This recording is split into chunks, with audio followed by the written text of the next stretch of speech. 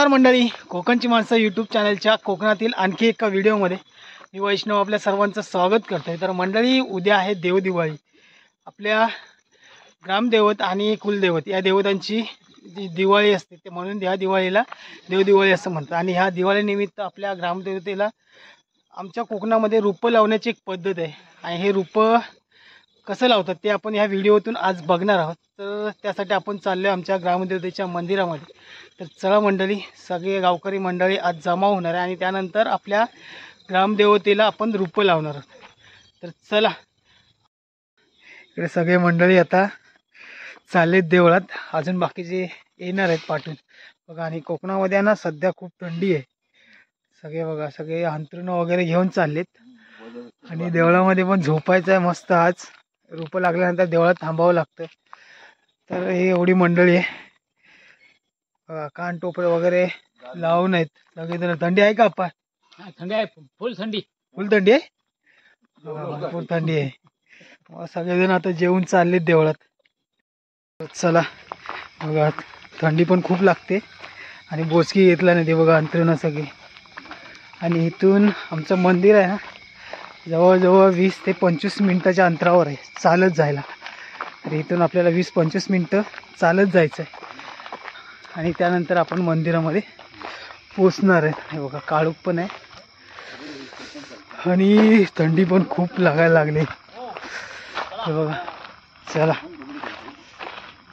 तर मंडळी, फायनली आपण मंदिरामध्ये पोचलोय आणि हे बघा सगळे आहे ना गावकरी मंडळी इकडे जमा झाले। चला आता आपण मंदिरामध्ये जाऊया आणि आपल्या ग्रामदेवतेचं दर्शन घेऊया आणि त्यानंतर मग आपल्या ग्रामदेवतेला रूपं लावणार आहेत। ते कसं रूपं लावतात ते आपण बघूया, कारण प्रत्येक ठिकाणची पद्धत ही वेगवेगळी असते। तर आमच्याकडे ही पद्धत रूपं लावण्याची कशी आहे ते आपण ह्या व्हिडिओतून आज बघणार आहोत। तर चला,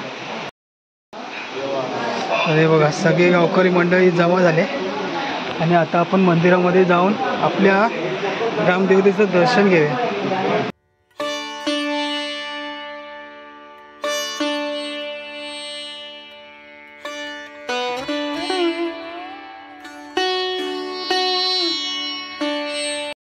मंडळी, आता आपल्या देवाला रूपं लावायची वेळ झाली आणि आता थोड्या टायमातच देवाला रूपं लागणार आहे। त्याची आता सुरुवात बघा कशी केली जाते। तर चला बघूया आता या व्हिडिओतून आपण आमच्या ग्रामदेवतेला रूपं लावण्याची पद्धत कशी आहे। चला, हे बघा या साड्या आहेत, आपल्या ग्रामदेवतेच्या साड्या आहेत आणि या साड्यांची आहे ना आता घडी करतात, हे बघा। आणि घडी करताना बघा इस्त्री बघा कशी मारली जाते, हो बघा। दीपक आता इस्त्री मार, दीपक इस्त्री मार, हां बघा इथे इस्त्री मारतो दीपक। हां, अशी घडी केली जाते या साड्यांची, बघा। तर मंडळी हे बघा साड्यांची आहे ना घडी मारल्यानंतर बघा अशी गोल करावी लागते, हे बघा। ही गोल घडी करतोय सुन्यादा, हे बघा। हे बघा इकडं हिरव्या कलरची एक साडी आहे आणि इकडं घडी मारतायत ही लाल कलरची साडी आहे, आणि इकडे आहे ना ही पांढऱ्या कलरची साडी आहे, हे बघा। आणि अजून दोन आहेत आणि बघा इथे आता ही पिवळ्या कलरची साडी आणली आणि अजून एक जांभळ्या कलरची साडी असणार आहे। आणि हे बघा ही काय कुठल्या कलरची आहे बघा, जांभळ्या कलरची साडी। असे 5 कलर आहेत, त्या 5 कलरच्या साड्यांचं आपल्या देवीला रूपं लावलं जातं। चला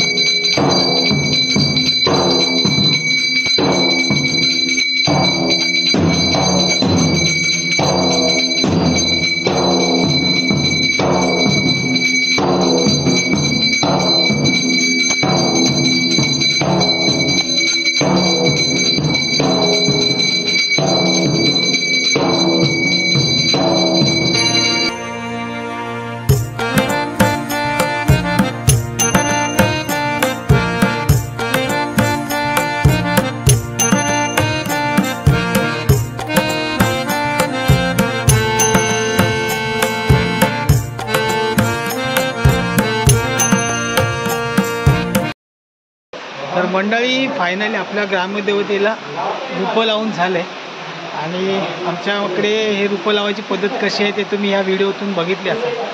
आणि इकडे आहे ना मंदिरामध्ये खूप थंडी आहे, कारण मंदिराच्या बाजूला आहे ना इकडे परे आहे खालच्या साईडला. त्या पर्यामुळे आहे ना, पर्याला पाणी आहे त्यामुळं खूप थंडी आहे आणि असं आहे ना खूप थंड पूर्ण गार वातावरण आहे. आणि आता सगळेजण आपापली झोपायची जागा शोधत आहेत. थोड्या टायमात आपापली झोपायची जागा शोधून ठेवणार आहेत. नंतर मग सगळेजण एकत्र बसून गप्पा गोष्टी सगळ्या दिवसभराच्या काय गप्पा गोष्टी आहेत ना सगळ्या गप्पा मारणार आहेत आणि त्यानंतर मग झोपतील. आपल्या कोकणामध्ये आमच्याकडे ग्रामदेवतेला दिवाळीचं रूपं लागण्याचा हा छोटासा व्हिडिओ मी तुम्हाला दाखवायचा प्रयत्न केला आहे. आणि प्रत्येक गावात ही रूपं लागण्याची पद्धत थोडी अलग असेल, पण आमच्याकडे कशी आहे ते तुम्ही ह्या व्हिडिओतून बघितले असाल. तर तुम्हाला हा व्हिडिओ कसा वाटला ते तुम्ही कमेंट करून नक्की सांगा. आणि जर तुम्ही आमच्या चॅनलवर नवीन असाल तर चॅनलला सबस्क्राईब करा, व्हिडिओला लाईक करा आणि शेअर करा. धन्यवाद.